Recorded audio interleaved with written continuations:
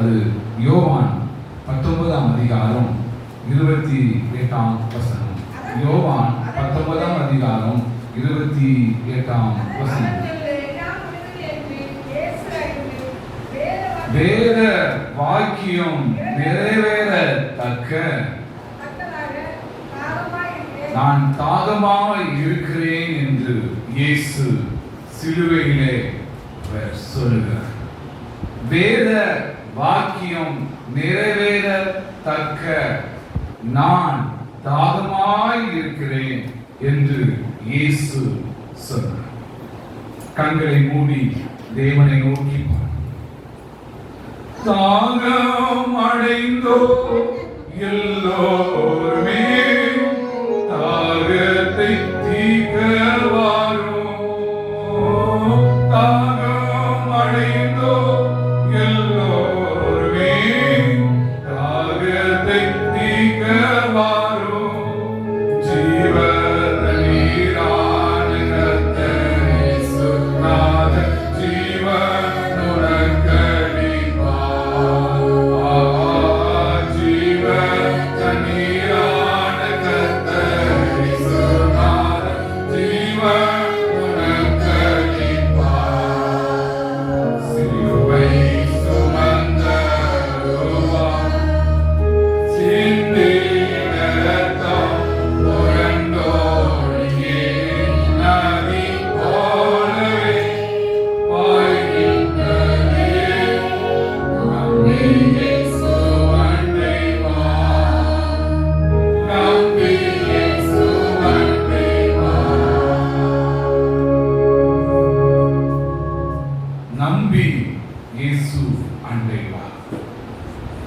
நம்பி இயேசு அண்டை வந்திருக்கிற மகனே, நம்பி இயேசு அண்டை வந்திருக்கிற மகளே, அவர் ஒருபோதும் உன்னை கைவிடுவதில்லை என்று தேவன் சொன்னார்.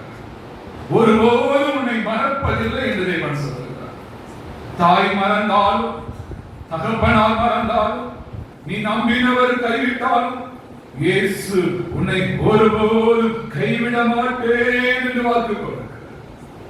அந்த தெய்வம் இன்றல்ல நாளே அல்ல, உன் ஜீவன் இந்த உலகத்திலிருந்து எடுக்கும் வரையிலும் அவர் உனக்கு துணையாயிருப்பேன் என்று சொன்னார்.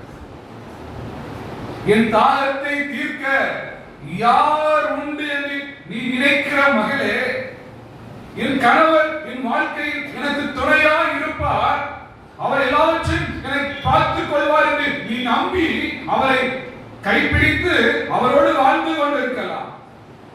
அவர் உன்னை இன்று ஏமாற்றலாம், இன்று உன்னை குறை சொல்லலாம், இன்று உன்னை பரியாசம் பண்ணலாம். தேவன் சொல்லுகிறார், நான் உன்னை மறப்பதில்லை, நான் உனக்கு ஜீவன் தண்ணீரை தர ஆயத்தமாக இருக்கிறேன். அந்த ஜீவன் தண்ணீரை பெற்றுக்கொள்ள நீ ஆயத்தமா என்று இயேசு இப்பொழுது உன்னை பார்த்து கேட்கிறார். உன் கணவர் தர முடியாது, உன் தாய் தர முடியாது, இயேசு தருவேன் என்று சொல்லுகிறார். வாலிப மகளே, நீ யாரை நம்புகிறாய்? யார் மேல் பற்றுதலாய் இருக்கிறாய்? யாரை விசுவாசிக்கிறாய்? உன் விசுவாசம் தேவன் மேல் இருப்பதாக. நீ மனிதனை நம்பினால் உன் வாழ்க்கை கெட்டு போகும், உன் வாழ்க்கை சீரழியும், உன் வாழ்க்கை கசந்து போகும். இயேசுவை நம்பு, அவரை தேடு, அவரை கூப்பிடு, உன் எதிர்காலத்தை நிலையில் நிறுத்துவேன் என்று சொல்லுகிறார். நன்றி நன்றி நன்றி நன்றி. உன் பலவீனத்தை கண்டு கலங்குகிற மகளே, உன் பலவீனத்துக்கு முடிவு உண்டு. நீ அர்ப்பணிக்க வேண்டும், நீ ஒப்பு கொடுக்க வேண்டும், நீ தாழ்த்த வேண்டும், நீ வெறுமையாக்க வேண்டும். என்னில் ஒண்ணுமில்லை என்று சொல்.